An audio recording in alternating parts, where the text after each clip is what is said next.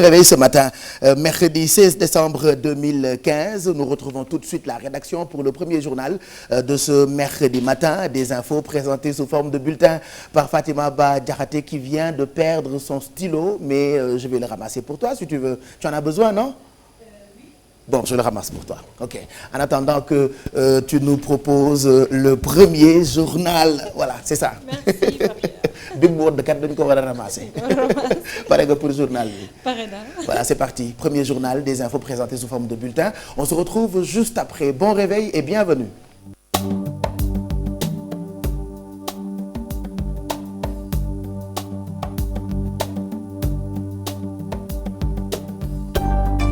Messieurs, bonjour et bienvenue dans ce bulletin d'information. Près de 60% des personnes vivant avec le VIH-Sida vivent dans les zones urbaines au Sénégal. 80% des enfants ne bénéficient pas de prise en charge. C'est ce qui ressort d'un atelier organisé par le Conseil national de lutte contre le sida. Le Conseil plaide pour une accélération du programme. La rencontre qui s'est tenue à Dakar a fait appel au privé. Compte rendu à Fatou Kinedem Mohamed Dien. Plus de 30 ans de riposte au Sénégal, des défis encore à relever dans la lutte contre le sida. 80% des enfants ne bénéficient pas de prise en charge. Il y a eu les antirétroviraux pédiatriques qui ne sont pas aussi disponibles que pour les adultes. Mais je pense que le grand goulot d'étranglement chez les enfants, c'est d'abord trouver où sont ces enfants pour pouvoir les traiter. Ces enfants, souvent, les parents sont dépistés, prennent leur traitement et ne veulent pas que les enfants soient pris en charge pour des raisons de stigmatisation, pour beaucoup de raisons. Il est question également de revoir la loi sur le VIH.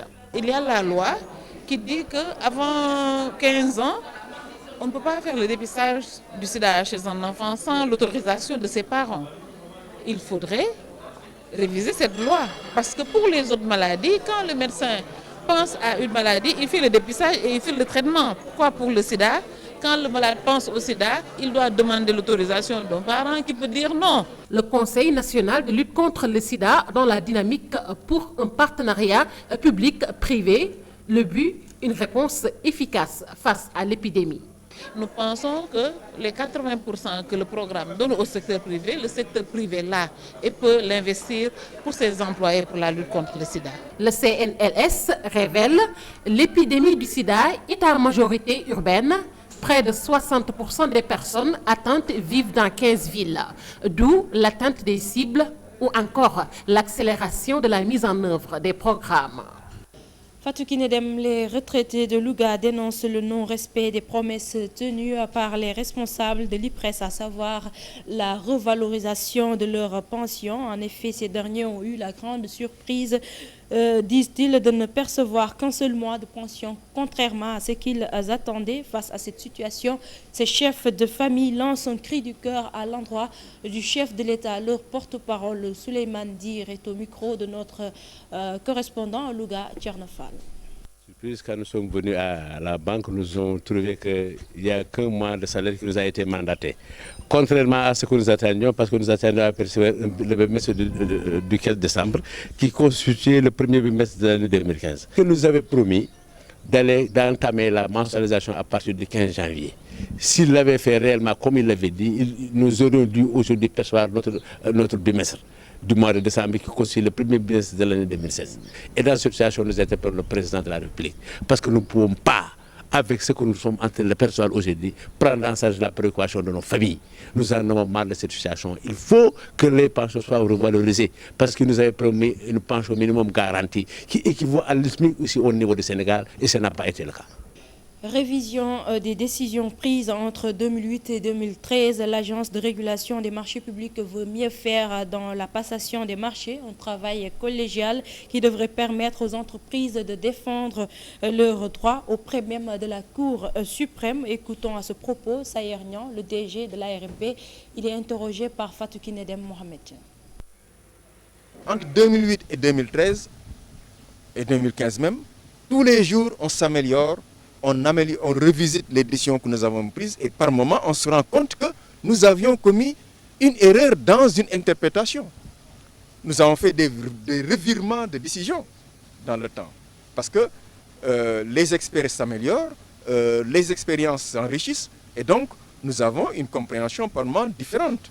Il s'agit de la possibilité pour chaque soumissionnaire de faire un recours suspensif, lui permettant, quand il estime que ses droits ne sont pas protégés, de pouvoir faire un recours et demander l'annulation, ou en tout cas de se voir remettre dans ses droits. Les décisions de l'ARMP doivent être judicieuses dans la mesure où l'agence accompagne l'État pour mieux comprendre l'utilisation des ressources.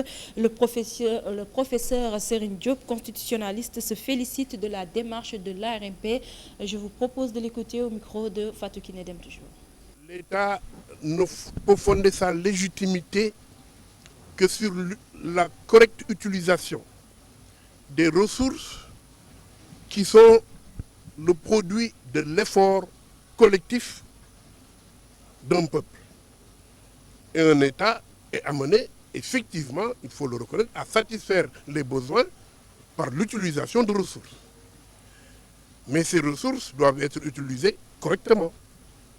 Et c'est pourquoi les États se sont imposés eux-mêmes des contraintes pour une utilisation parfaite, transparente, on dirait d'un bon père de famille, des ressources. À cause des exonérations, les entreprises minières ne contribuent pas à l'économie nationale. C'est le constat du Forum civil qui, en partenariat avec Oxfam, sensibilise les membres de la société civile sur le dernier rapport de l'initiative pour la transparence des industries extractives. Là-dessus, je vous propose d'écouter Tali Faye du Forum civil.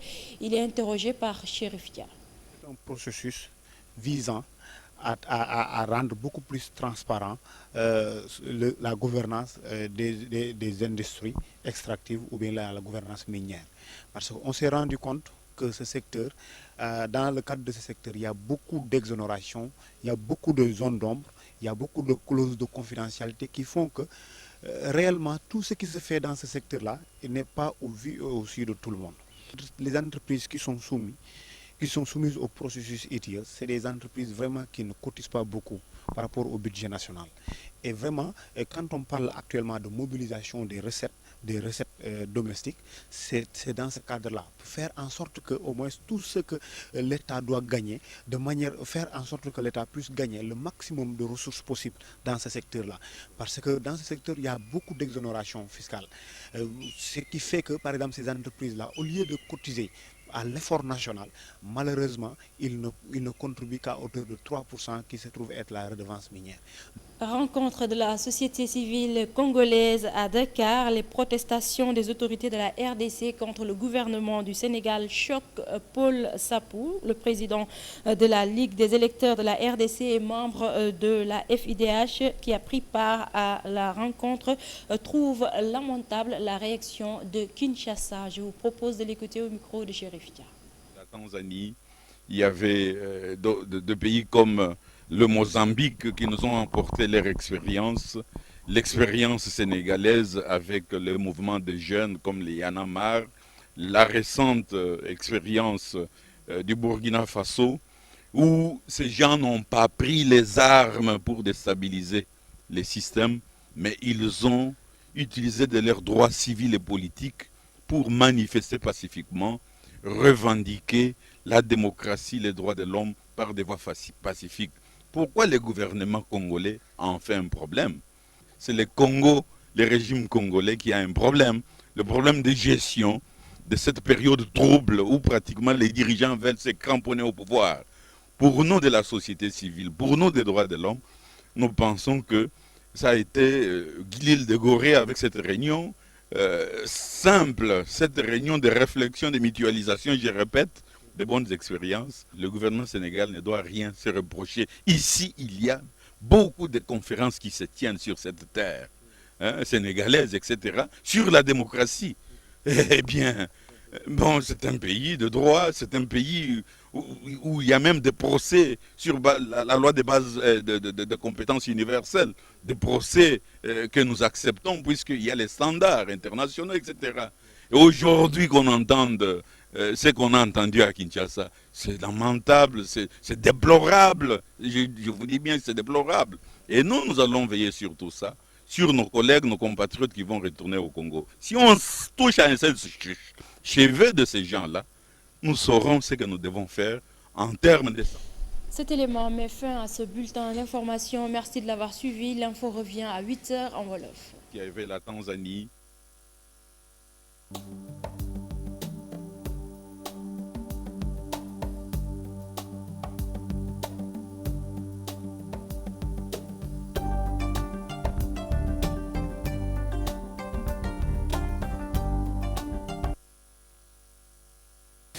Merci Fatima, c'était le premier journal de ce mercredi matin. Il est exactement 7h23. Prochain rendez-vous, 8h, ce sera pour un autre journal qui vous sera présenté en wolof. Mbokk yi mbaa jàmm ngeen fanaane ñu ngi leen di gërëm ci ànd bi ak télévision Futur Média ñu xëy ñu itam ci fajar gi bët a ngi doog a set mu ngi xaw a lëndëm tuuti bëri ngeen ci di xëy ca fajar dem liggéeyi ñenn ñaa ngi ci biir kër yi ak lu mu ci mënti doon ñu ngi leen di ñaanal àllarba bu neex ci télévision Futur Média laataa ñuy dem ci yéenekaay yi ak seeni xët ngeen mën a xam tey jii tombé ak 16 décembre lan ngeen fas yéene lire dañuy jàll ci xibaaru jaww ji Fatima Ba Jaxate tey jii yeewu nañu fii ci Ndakaaru ak lu toll ci 23 degré. 23 degré Pape Cheikh mu mel na sax Dakar température yi dafa wàcc tuuti bu ñu xoolee bés yi ñu weesu 23 degré moom la ñuy yeewoo tey ci suba di sax nag température bi gën a mag ci suba teel gi ndax boo xoolee yeneen i gox yi ci Sénégal température yu gën a tuuti la ñu am ndax foofee daanaka seddaay bi samp na ba noppi peexum fajar geek guddi gi moom daanaka wër na réew mi Kolda moom mooy am température bi gën a tuuti ci suba teel gi di 17 degré Dakar ni nga ko waxee bi gën a mag 23 degré Saint-Louis 20 degré lay am Podor ak Matam 22 degré Linguère ak Diourbel 21 degré Kaolack 20 degré Tambacounda itam 20 degré lay yeewoo Ziguinchor 19 degré Kédougou 18 degré mu mel na bët saalumu réew mi moo gën a sedd jamono ji fii ci Sénégal bu ñu demee nag ba ci ngoon température yooyu dinañu yéeg ba yegg si 38 degré di température bi gën a mag dinañ ko am ca Matam ak ca Linguère 29 degré di température bi gën a tuuti ci subateel gi fii ci Dakar lay doon Saint-Louis 34 degré Podor 37 degré Diourbel 36 degré Kaolack 35 degré Tambacounda ak Ziguinchor 34 degré Kolda ak Kédougou 33 degré ñu wax ci marée yi géej gi nag wàcc na jamono ji dafa wàcc te loolee mi ngi door ci fajar juróom-benn waxtu bi mu jotee dina wàccaat itam bu juróom-benn waxtu ci ngoon tegalee juróomi simili wala bokk tey tey ji géej gi nag benn yoon képp lay yéeg te loolee bu midi tegalee fukki simili lay doon ñi nga xamante ni dañuy wuti jën jàppale ni moment yu gën a am solo ci bëccëgu tey ji mi ngi toll ci diggante 5h07 jàpp 7h07 moment bi may wax ak yéen waaye itam bu ñu demee ba boori takkusaan juróomi waxtu bu tegalee fanweeri simili ak juróom jàpp juróom-ñaari waxtu bu tegalee fanweeri simili ak juróom dina doon moment bu am solo ci nappkat yi jant bi nag moom daanaka léegi lay yeewu 7h27 des na sax ñaari simili ñu ngi yaakaar itam soo bu juróom-benn waxtu ci ngoon tegalee ñeent fukki simili ak ñett Pape Cheikh li mooy li gën a fës ci xibaaru jaww ji. merci Fatima loolu xibaaru jaww ji la woon ci suba gi tey àllarba ñu jàll nag ci yéenekaay yi ak seen i xët ginnaaw météo bi yéenekaay yi tey ji l'observateur la ñu koy njëkkee laataa ñuy dem rédaction centrale ba pour menu bi tey dinañ ci àndandoo en direct ci fajar gi ca Médina ak ki nga xamee ni moo di Babacar Ndaw Faye lamb ji la yéenekaay bi di l'observateur xëyee tey ci li nga xamee ni Aziz Ndiaye sànni na ci ay kàddu muy promoteur alors les secrets du tournoi des rois loolu moo nekk ci xëtu l'observateur bu tey bi. tournoi des rois Pape Cheikh ndax tournoi boobu nga xamante ne Aziz Ndiaye ak Gaston Mbengue ñoom ñoo ko bëgg taxawal bu ñu sukkandikoo nag ci yéenekaay bi di l'observateur mbër yi gën a mag ci arène bi ñoom ñoo ci bokk ñeenti mbër ci xayma moom Aziz Ndiaye mu ni ci biir yéenekaay bi nag liñ ci def ci ay koppar wala liñ ci bëgg a def ci ay koppar toll na si ñetti téeméeri millions yu tegal ñaar fukk ak juróom waaye daal li ñu xamle moo di ne Modou Lo Gris Bordeaux ak ak Lac de Guiers 2 bokkul ci bile tournoi. voilà loolu sax tontu na ci biir yéenekaay bi di l'Observateur wax na lu tax Modou Lo Lac 2 ak Eumeu Sène du ñu bokk ci loolu ñu tuddee le tournoi des rois ba tey ci biir l'Observateur bi dinañ ci gis ni tukkik Macky Sall bu muy amal ca Guinée embarqué na kii di Ousmane Ngom mu ngi ci xët bi ak yeneen i mbir yoo xamante ni mën ngeen ko cee fekk ñu jàll ci beneen yéenekaay Libération xëy na tey ak coow yi ñu tuddee coowal terrorisme financement ou terrorisme ak i complot Interpol fi mu nekk nii joxe na këyit bu xonk jëm ci kii ñu tuddee Makhtar Diokhane. Makhtar Diokhane Pape Cheikh notice bi foog naa mi ci xët bu njëkk bu Libération doomu Sénégal bu ñu njort ne moom day yëngu daal ci wàllu terrorisme ñu ne sax nag am na ñetti ci ay jegenaalem yoo xamante ne teg nañ leen loxo fële ca Niger bu ñu sukkandikoo ci yéenekaay bi di Libération nee na jamono ji nag Interpol moom mi ngi koy wër waaye itam ñeneen ak ñeneen ndax doomi Sénégal boobu di wuyoo ci turu Makhtar Diokhane dañoo njort ne day yëngu bu baax a baax ci wàllu terrorisme. leneen a ngi soxal na nit ñi ci wàllu xibaar ba démb ba tey ñoo ngi koy waxtaanee ci courant beeg ñoom seen réew mi yéenekaay bi ci xëtam mu ngi xëy duñu xamal ni bu ñu moytuwul courant dina coupéti ci réew mi. dina coupéti loolee Sutelec moom moo ko xamle ci yéenekaay bi di réew mi ndax nee na bu weesoo facture yu bëri yi nga xamante ne nit ñi fay ñu ko mën nañu jàpp ne jamono ji Senelec daal bëri na ay jafe-jafe ba tax na bu ñu ci jógulee dog-dogu courant yi dinañ ko gisaat fii ci Ndakaaru waaye itam lépp loo xamante ne lu ko wër la. mu ngoog ba tey Senelec kii di Serigne Mbaye Sy Mansour mu ngi ñaan askan wi ñu fay seeni facture moo tax tey yéenekaay bi di enquête du ñu xamal ni Tivaouane fi mu ne mu ngi jëm ci secours Senelec Serigne bi nee na bu fekkee sénégalais yi fay ñu seeni facture Senelec du mën a dund loolu nag ñu ngi koy liir ci xëtuk yéenekaay bi di enquête Tivaouane au secours de la Senelec. au secours de la Senelec Pape Cheikh ndax fan yi yëpp Senelec mi ngi yëglu xam le ne ay institution ak hôpitaux yu ne fii ci Ndakaaru ak ci Sénégal daal amal nañ leen koppar yu bëri ay milliards yu bëri yoo xamante ne démb sax l'Observateur xaymoon nañ ko ci juróom fukki milliards sëñ Mbaye Sy Mansour nag xëy ci yéenekaay bi di l'enquête xam le ne ñi amal Senelec xaalis dañ ko war a fay ndax bu dul loolu Senelec du génn ci jafe-jafe yi nga xamante ne mi ngi ci te loolee bu ci génnulee askan wi ci seen bopp dinañ ko yëg. ñu des ca Tivaouane ndax moom la ñu gis ci xëtu yéenekaay bi di Grand Place ci xëtam ñu ngi ciy liir yenn ci ay projet yu bëri jëm ci président Macky Sall lu toll ci juróom-ñeent ak yeneen i mbir yoo xamante ni fileeg samedi président Macky Sall dina ko inauguré ca dëkk bu sell boobule di Tivaouane. di Tivaouane Pape Cheikh samedi moom njiitu réew mi ñu ngi ko fay xaar bu ñu sukkandikoo ci yéenekaay bi di Grand Place ndax am na yu infrastructure yoo xamante ne doon nañ ko defar foofule ca dëkk bu sell ba ñu war ko nag inauguré samedi lay doon mu ne nag cap sur Tivaouane maanaam jamono ji lépp daal wala ñëpp ñu ngi wutali Tivaouane ndax gàmmu bi nga xamante ne ñu ngi koy waajal waaye itam infrastructure yi nga xamante ne defar nañ ko fa te njiitu réew mi war ko inauguré. coowal essence ak gasoil ak ñoom seen loolee ci yéenekaay bi di Témoin la ñu ko gis tey reprise du réseau de Touba Oil ak yenn ci ay cession de part jëm ci yenn ci ay station yu tudd Puma coow loolu nag moom la yéenekaay bi di Témoin tuddee le jeu trouble de Total. le jeu trouble de Total ndax Pape Cheikh yéenekaay bi di Témoin dafa rek def gëstu bu am solo jëm ci wàllu énergie ak yooyu le li mu xamle daal moo di li nga xamante ne Total mi ngi koy def jamono ji bu antoor daal daanaka entreprise locale yëpp boo moyul dinañu tëj ndax moom Total sax tax na ba yenn ñi sax moom door nañoo tëj ndax jafe-jafe yi nga xamante ne teg na leen ko bokk na ci Touba Oil mi nga xamante ne lim na ko ci biir yéenekaay bi. tendance gi ci biir parti bi di APR di parti président Macky Sall moom la yéenekaay bi di laas xëyee tey jëm ci wàññi wala yokk mandat bu président.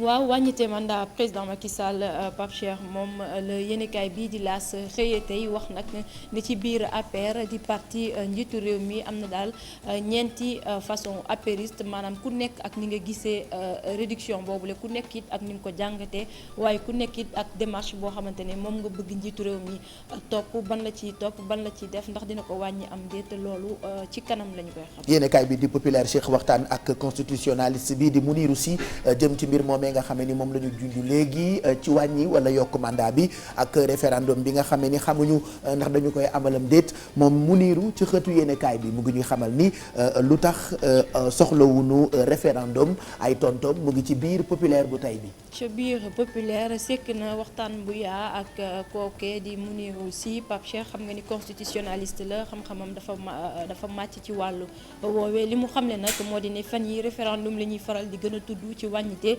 mandat njiitu réew mi Macky Sall waaye mën nañ ko defee neneen maanaam voie parlementaire moom constitutionnaliste bi faram-fàcce na ko ci biir yéenekaay bi di Le Populaire wax rek naka la mën a demee ba mu mën a wàññi boobule mandat te du jaar ci référendum. coow li amoon fan yële jëm ci jàmbaar yi nga xam ne ni yóbbu nañu leen ca boori Arabie Saoudite Zoom loolee la xëyee tey ni li tax ñu jël suñu jàmbaar yooyu la yóbbu leen ci dëkk bu ñu naan Arabie Saoudite fi mu ne mu ngi bëgg a leer man itam ñàkkul ni li Arabie Saoudite jël dogal ci coalition ngir xeex terrorisme xam naa ci loolu la yéenekaay bi di Zoom sukkandiku tey. ci loolee la sukkandiku Pape Cheikh yéenekaay bi di Zoom xëy rek ci Arabie Saoudite ak coalition bi nga tudd ndax coalition boobu lu toll ci fanweeri dëkk ak ñeent ñu ngi ci Sénégal sax nag mi ngi ci ñëpp dëkk yooyee ne dañuy booloo ngir rek xeex lépp lu jëm ci wàllu terrorisme ci noonee Sénégal it bëgg ci jouer partition am ni ko njiitu réew mi xamle woon 2100 soldats yoo xamante ne war nañ leen yóbbu ca Arabie Saoudite Pape Cheikh loolee ngir jàpp ci xeexu terrorisme. Direct Info xëy na tey ak coow lu am ci diggante yenn ci ay sénégalais yu nekk ca dëkk bu ñu naan Maroc ak ki nga xamante ni moo di Doudou Ka administrateur général bu FONGIP am nay tuuma yoo xamee ni mu ngi tegu ci ndoddam jógee ci ni ma ko waxee léegi Fatima ci ay doomu Sénégal yu nekk ci dëkk bu ñu naan Maroc. Maroc foofee la sénégalais yooyu nekk ñoom nag dañoo jàpp Pape Cheikh ne jafe-jafe yi nga xamante ne moom la ñu am jamono ji du ki leen ko teg di Doudou Ka mi nga xamante ne moom moo jiite FONGIP loolee ci la yéenekaay bii di Direct Info xëy xam naa Pape Cheikh ku ci bëgg am lu ko ci gën a leer da ngay yër billet yéenekaay. journal bi l'évidence le tudd man day maa ngi koy doog a gis xëy na tey ak ki nga xamante ni moo di Mankeur nee na calvaire de Sénégalais politisation de la diplomatie les mauvais points de Mankeur. mauvais point de manque ci la yéenekaay bii di l'évidence xëy Pape Cheikh xamle rek ne moom jëwriñ bi ñu dénk wàllu biti réew am na fu bëri foo xamante ne fu ñu ko fa doon xaar te matalewu ko dellu si na ci politique ni ñuy yoree wala boog ni ñu toppatooyee ñi nga xamante ne ñoom ñoo di sénégalais yene ca bitim réew waaye itam lépp lu aju ci wàllu diplomatie nee na am na lu bëri loo xamante ne Mankeur Ndiaye war na ko xoolaat ci doxalinam.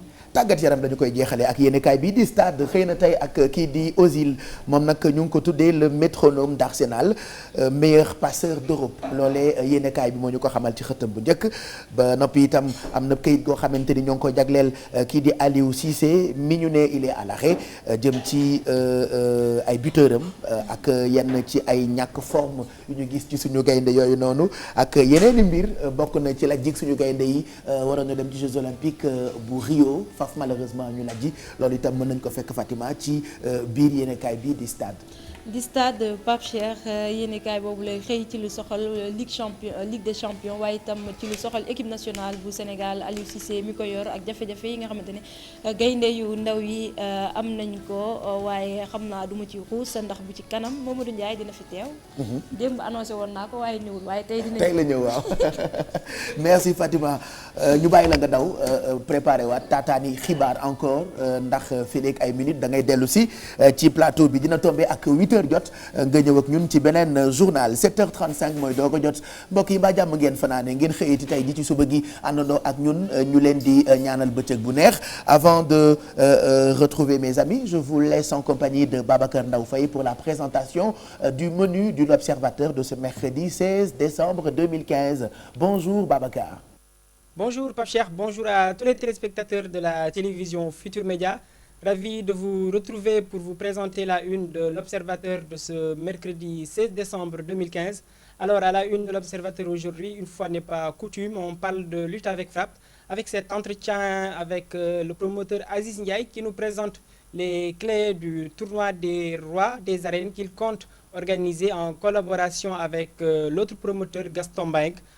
Un tournoi qui devrait mettre aux prises des ténors de l'arène et dans cet entretien, Aziz Ndiaye dévoile les détails de ce projet. Il évoque également d'autres dossiers brûlants qui font l'actualité de la lutte avec PRAP, qui semble s'enliser dans une crise sans précédent.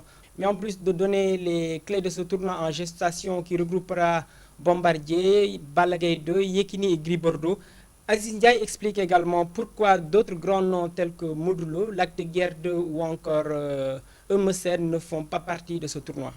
À la une également, nous parlons de politique avec le rapprochement entre Macky Sall et Maître Ousmane Ngom. Ce dernier avait promis de revenir bientôt en politique lors du Grand Magal de Touba. L'ancien ministre de l'Intérieur sous Maître Abdoulaye Wade, qui maintient donc le flou sur son avenir politique, est pourtant devenu très proche de l'actuel chef de l'État. Et pour terminer, Pape Cheikh, nous reparlons des factures impayées de la Sénélec. Et cette fois-ci, c'est Tivaouane qui demande l'indulgence du ministre de l'Énergie pour la cause des démunis. Serigne Mbaye Sy Mansour et Serigne Abdoul Aziz Sy Al Amine ont plaidé la cause des démunis face au ministre de l'Énergie qu'ils ont reçu hier. Les deux marabouts ont aussi manifesté leur disponibilité et invité les Sénégalais à honorer leurs engagements avec la Sénélec. Mais en marge de cette sortie, le secrétaire général du Sutelec a averti que les délestages intempestifs pourraient reprendre si les factures dues à la Sénélec ne sont pas payées. Voilà, Pape Cheikh, c'était là les grandes lignes de notre édition de ce mercredi 16 décembre 2015. Nous vous souhaitons une excellente lecture et puis bonne journée à tous les téléspectateurs de la télévision Futur Média. Ben merci, on te remercie aussi. Nous remercions toute la rédaction du quotidien L'Observateur. Merci pour toutes ces infos que vous donnez aux lecteurs tous les jours, des infos hyper extra crédibles. J'espère que ça se dit, hyper extra crédible. Voilà, donc c'est le meilleur quotidien de tous les temps. D'ailleurs mën ngeen am ay extrait sax ci l'Observateur bi ci suñu site internet bi di www.igfm.sn. Babacar Ndaw Faye, si je te dis Diafouaï, tu comprendras, mais nous remercions toute la rédaction de ce quotidien. Il est exactement 7h38. Dans quelques minutes, on chantera pour vous ou on proposera une belle chanson pour vous. Tey woykat bi ñu jëlanteel Fada Freddy s'appelle-t-il. On parlera de lui dans quelques minutes puisqu'on vous proposera une belle reprise boo xamante ni def na ko ci benn woyu Bob Marley No Man No Cry. Comme vous le voyez à l'écran, lii xëtu yéenekaay bi di Le Parisien bu démb moom Fada Freddy moo ci nekk. Il fait partie des étoiles de la musique internationale. Loolu moo tax français yi plébiscité ko comme l'un des meilleurs. Ñun nag bi ñu ko plébiscité def ko meilleur defe naa ça fait des années. waaye comme on dit souvent lu sotti am borom, mais n'empêche nous sommes hyper fiers de lui.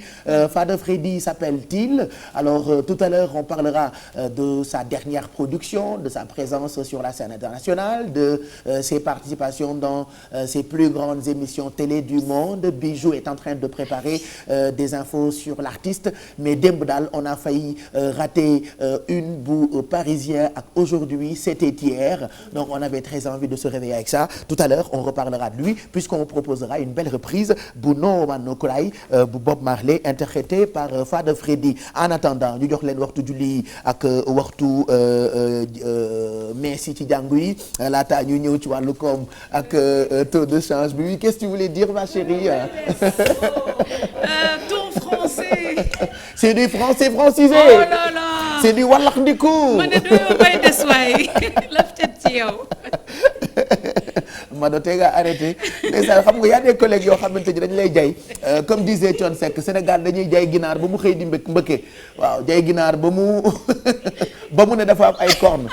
Comment on appelle cornes en wolof hein? Des béjjén, c'est ça.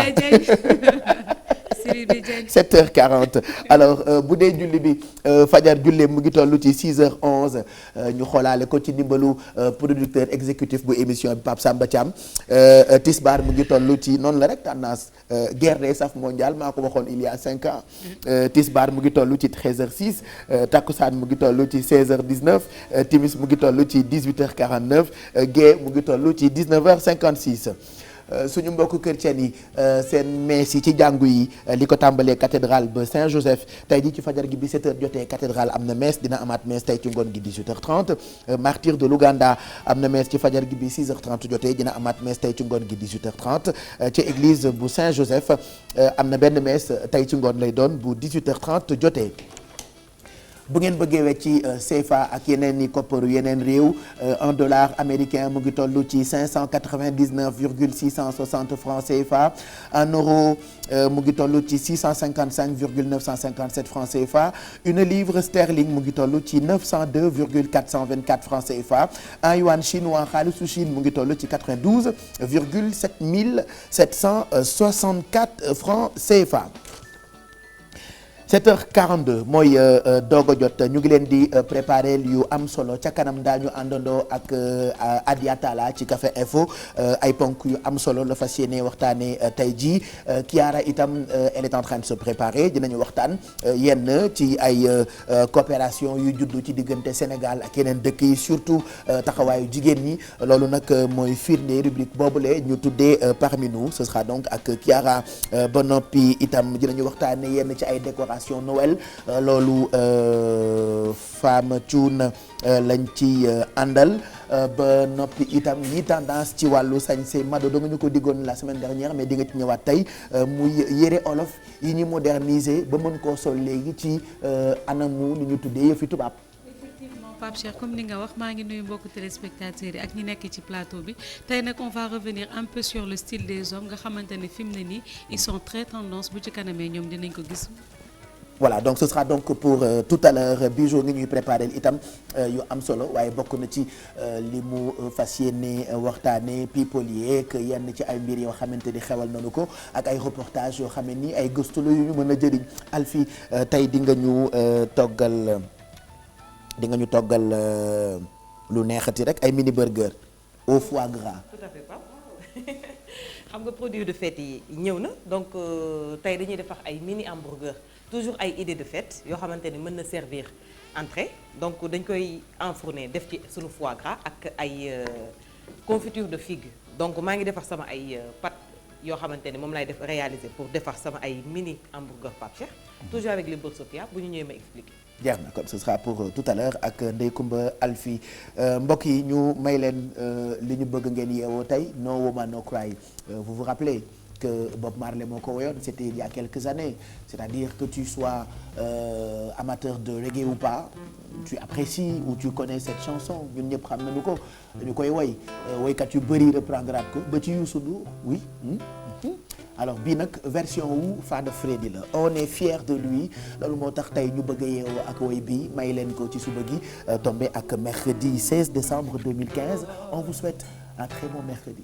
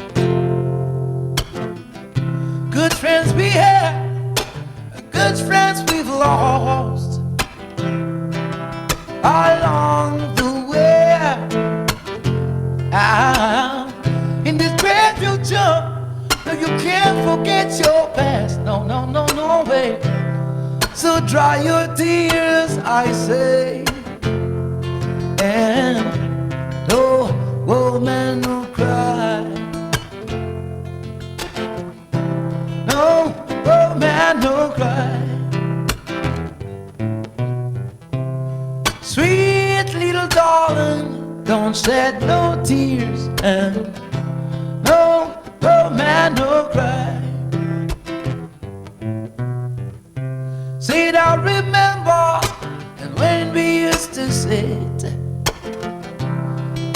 government yard in Senegal.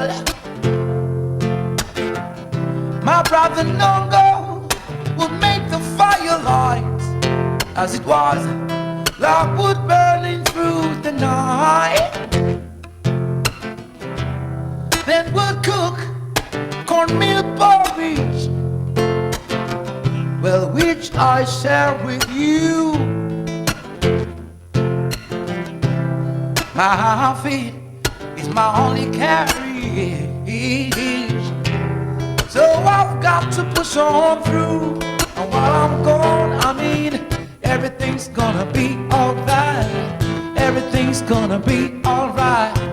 Everything's gonna be alright now. Everything's gonna be alright. Everything's gonna be alright. Everything's gonna be alright. Everything's gonna be alright now. Everything's gonna be alright. No woman, no cry.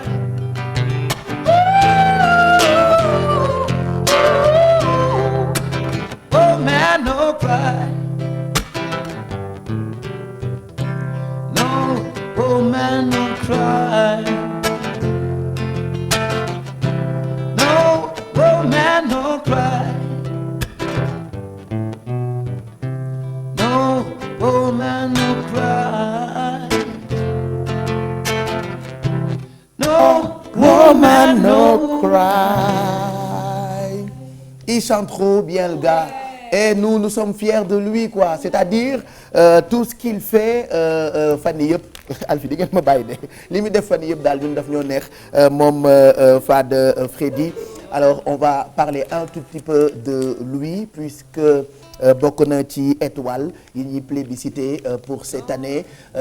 Bijou va en parler tout de suite moom Fada Freddy. Hier on a failli louper cet article bi paraître ci yéenekaay bi nekk France ñu tuddee ko le Parisien j'allais dire Carlou D tellement moom tamit daf ñuy sagal ci bitim réew mais Fada Freddy avec son dernier album international surtout que dafay def musique boo xamante ni du baatam rek lay utiliser mais il utilise tout son corps, ses mains, sa bouche, sa poitrine, ses cuisses, il utilise tout, il utilise son corps pour faire sa musique. Rappelez-vous l'année dernière bi mu ñëwee Night Show ñun tamit quand on s'est réveillé semaine boobu ci Yeewu Leen bi on avait beaucoup parlé de lui et il continue de nous faire du sagal un peu partout à travers le monde. Week-end ba ne passé Téléthon bu France nga xam ni bokk na ci rendez-vous yi gën a mag ci dëkk boobule il faisait partie des invités comme quoi yoonam mu ngi bëgg a riis nag kalam. alors romb na riis surtout que boo defee une du Parisien actuellement doy ñu jël le meilleur album international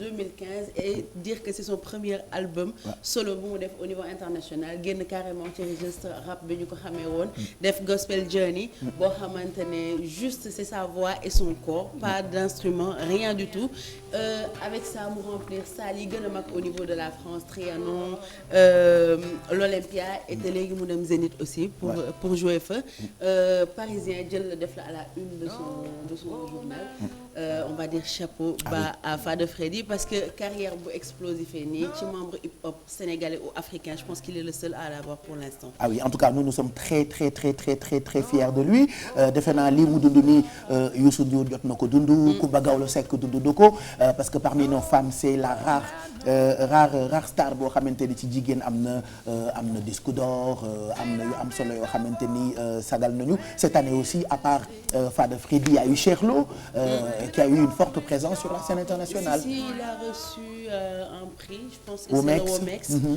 boo xamante ne buñ la koy jox c'est-à-dire ensemble sa œuvre yi nga jot a def bi nga commencé musique ba léegi lañ la koy joxe message yi ngay lancé volet politique bi volet social bi yëpp la ñuy jël prendre ko en compte soog a déterminer ne tel artiste war nañ ko mën a jox prix bi parce que mérité na ko depuis bi mu commencé woy ba léegi. Super on a eu aussi Carlou D cette année moom tamit jot na def ay prestations prestation yu rëy sur la scène internationale liggéey ak Eagle Eye Chéri càmmiñu Néné Chéri moo woyoon ak Youssou Ndour moom aussi on est hyper fiers de lui moom. c'est un album international et d'ailleurs demoon na Afrimama concourir même bu fekkee andiwul prix bi ñu demee lendemain Afrimama bi ki koy organiser nekk ki ko gën a marqué ci cérémonie boobu Carlou D la parce que prestation moom amul fenn donc pour dire juste que musique bi yamul fii ku ci nekk ak sa style war nga ko mën a génne pour que Sénégal ñu mën ko représenter plus au niveau de la scène internationale. Et merci Bijou pour ces infos 7h52 8h c'est dans quelques minutes Fatima qui se prépare encore pour ñëw jox ñu journal bu njëkk bi ci wolof laata boobu ñu ngi leen di fàttali ne ñu ngi àndandoo ak yéen ba ci kanam tout à l'heure on retrouve ma cousine Kiara. Alors Kiara, aujourd'hui on parlera de cette lutte pour les droits des femmes dans la coopération internationale au Sénégal. Ça veut dire quoi? Et on parle un petit peu de lutte surtout contre les mutilations génitales féminines avec deux invités qui seront sur le plateau. Une, c'est une écrivaine, une activiste franco-sénégalaise qui s'appelle Kadi Koita et l'autre, c'est la directrice du genre et des droits humains de l'ONG No Peace Without Justice qui s'appelle Madame Alvilda Jablonko. Elle sera avec nous tout à l'heure. Elle s'appelle Alvilda Jablonko. Jablonko, ne xam naa kuris la ci foofu bokk Jablonko. Si j'ai bien prononcé, après on va lui demander, n'est-ce pas? Mais voilà, j'ai rencontré surtout Khadi, et c'est une dame exceptionnelle. Donc je pense que les Sénégalais vont aimer surtout son histoire parce qu'elle a vécu la mutilation et les mariages forcés. Et depuis lors, elle se bat depuis 40 ans en France pour que les petites filles ne doivent pas subir. Donc on parlera de cette lutte pour les droits des femmes dans la coopération internationale au Sénégal. Elle est belle ta tête. Merci. Oui, en fait, c'est mes cheveux qui sont poussés. Pourquoi vous rigolez? J'ai une croissance assez rapide. Ici, je mets des produits, de l'huile d'olive. C'est quoi? Ay renversé la wala ay mëgg? C'est des tresses. Ah, tresses la. Ça, c'est des cheveux naturels, italiennes, noirs, 100%. Ouais. Voilà. Billaay. Et tu les gardes ici. C'est ma cousine. moom day moo gën a miin Sénégal moo tax ñu jox ko rubrique bii ñu tuddee parmi nous xam nga nag Sénégal dañuy sant yàlla de ñun ñu ngi ci réew yëpp mais fii ci réew mi itam bëri na yeneen doom yeneen réew yu fi yàgg ba gën ñu bëgg sax suñu réew ñii dégg nañu wolof moom nag déggagul wolof c'est ça le drame mais defe naa ni mu ngi jàng ndànk-ndànk bañ na ko ba nee na ab géwél la am na yeneen tubaab yoo xamante ni bu leen gisee fii ci dëkk bi da ngay foog ni fii la ñu juddoo te lu ci ëpp juddoo wuñu fi am naa benn tubaab bu tudd Ricardo écoute moom ba léegi déggagul mais dama lay présenter Ricardo chroniqueur bu bees Ricardo c'est notre chroniqueur enfin yàgg na ci émission bi mais on l'a presque jamais vu dafa am ku mu remplacer ku njëkk ki mu remplacer Pape Doudou moo njëkkoon a nekk place am mais léegi daf ko remplacer mu bëgg leen ko présenter bu ngeen ma présenter leen ko on l'a jamais vu pour la première fois ñu won leen Ricardo après di ngeen xam lu tax ñu wax leen ni bi ñu commencé yeewu leen ba tey Ricardo dafa bokk ak ñun Pape Samba Thiam je sais pas trop ndax pare nga pour woon ñu Ricardo wala nga filmeel ñu ko parce que mu ngi taxawee ci jardin bi moom Ricardo regardez Ricardo il n'est pas encore là d'accord il est où Ricardo voilà ok d'accord Ricardo la ñuy sedde ana Ricardo Pape Samba gisoloo ma Ricardo foofu gisoo Ricardo 7h55 am na ñu jot de fii ba 5 minutes mën nañu fee toog wax waaw wëral leen ma Ricardo ¿Dónde está Ricardo? Ana Ricardo Rico. Ana Ricardo. Pape Samba gisuloo ma foofu Ricardo. Bon, on le cherche. Ricardo il paraît dafa daw ba dugg na bureau Youssou Ndour defe naa. te ngeen ko fa génne balaa mu fay def dara. Rico. Où est Rico? Il est où Rico? Bon, dites-moi quelque chose au moins. Dites-moi quelque chose au moins. Mais Pape Samba n'est pas fou, il connaît Ricardo. wax ba mu yegg dafa ko moom quoi. Ricardo ok d'accord gisul Ricardo. Ricardo ndeysaan te Pape Samba te kat dama ko ne ginaar gi Ricardo la tudd bindal ko en noir sur blanc. Je te jure y a des gens yoo xamante ni boo wax ak ñoom da nga leen war a mat. Samba Fadjari. est-ce que jaar nga ci tur turam bi nga koy woowee da nga koo fàtte. xel bee nege. Est-ce que tu as Ricardo? nañu wane Bijou nga woowee ko ci turam. ok. Pape Samba. ok d'accord Ricardo bon et puis ci kanam ak Bijou c'est dommage hein ci kanam Bijou dinañu waxtaan ci xale yooyu defar ay affaires yu am solo jëm ci wàllu énergie ak seen projet boobu ñu tuddee Mbalit. alors xale yoo xamante ne ñu suivent l'actualité comme pas possible ndax actuellement COP 21 climat naka la ñuy protéger planète bi la ñuy nekkee di wax ay jeunes sénégalais pour participer ci benn concours ñu defar poubelle bu tudd mbalit donc nekk poubelle boo xam ne poubelle écolo en plus poubelle connectée pour mën a protéger planète bi donc ñoom waa France 24 ñoo leen invité woon donc dañuy teg interview bi ñu amaloon waa France 24 notamment Pape Ousmane Gningue bi bokk ci groupe boobu mais très bientôt dina ñëw ci plateau Yeewu Leen bi pour ñu gën a waxtaan ak moom. c'est vrai qu'on en parlait la dernière fois des énergies renouvelables et que Afrique ñu bëri ñu ngi jéem di recycler ay mbalit j'ai même vu hier un reportage ci benn dëkk boo xamante ni ay excréments humains la ñuy jël di ko transformer ba mu mën a jur courant. ça peut donner de l'énergie en fait oui. depuis le temps qu'on le kon dit. te xam naa ne bu ñu ñëwoon ci suñu douche bi mën nañoo créer courant bu bëri pour Sénégal. c'est énergétique seulement en fait douche bi li fi jàppante ci ay nit par jour ñu récupérer excréments yëpp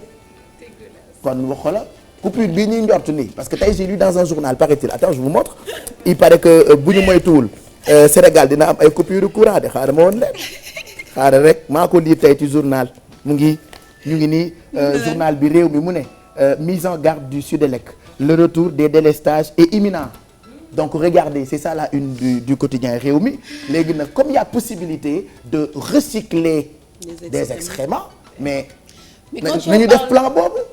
oui mais tu es en train de faire genre dafay xeeñ non lu ñu recycler dootul xeeñati. c'est comme le bus bi ñu doon wax la dernière fois. oui nga xamante ne ça roule avec l'énergie des excréments. renouvelable. ça sent plus parce que dañ koy traiter. ça devient renouvelable quoi mais renouvelable. mais tu bah oui. et puis on a même parlé des déchets des ordures qui sont recyclés. oui. ah fii Sénégal am na ñu ngi recycler par exemple ay mbuus caoutchouc en fait boo demee Mbëbës da ngay gis que dañuy recycler fer mbuus panneau plastique yi. parce que tu sais chérie tu sais nit yi ñun fii Sénégal par exemple bu ñu bëggee recycler ay plastique dañuy dem di ko jënd. mais pour excrément humain ba duñ koy recycler du jar non du jar jënd parce que y en a partout. et je sais que ici bu ñu fi ñëwee dinañ ci am lu bëri si suñu douce bi. du jar don d'excréments humains appel à don du jar téléthon de. dinañ ci def élément incha allah damaa wax lu rëy. non mais j'ai raison en plus et moi j'ai vu ce reportage j'ai vu dans un pays bii jour dama bàyyi ma fen c'est au Cameroun ou je ne sais où ils produisent de l'électricité grâce aux excréments humains. Il y a une grande usine où la plupart de leurs productions sont gérées par le courant produite par le recyclage des excréments humains. Donc ce qui veut dire que s'il y avait qui font même de l'engrais dans leur jardin. mais loolu yàgg na fi quand même. oui bu par exemple pour bu nakk je pense. ak bu xar dañ koy jël ñu def ko ci mbay bi. waaw ci suuf si après il paraît que dafay jur quoi.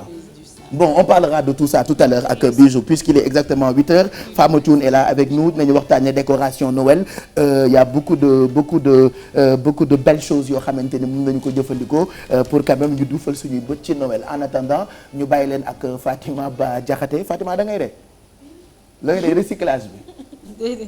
xoolal lu leer laa la wax de bu ñu ñëwoon fii du gis nga suñu douce bi c'est parti pour le journal. Well,